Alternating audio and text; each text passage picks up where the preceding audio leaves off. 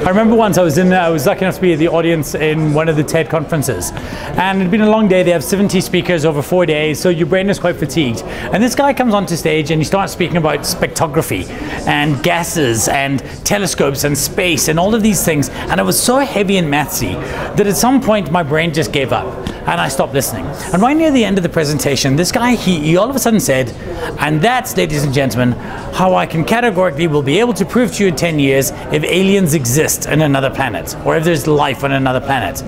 And you could see the entire audience wake up and think, what the fuck just happened?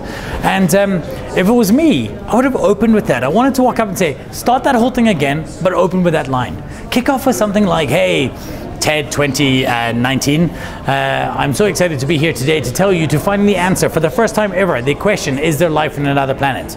And the answer to that question is, well, I'm getting ahead of myself. You see, this journey started 10 years ago in 2009.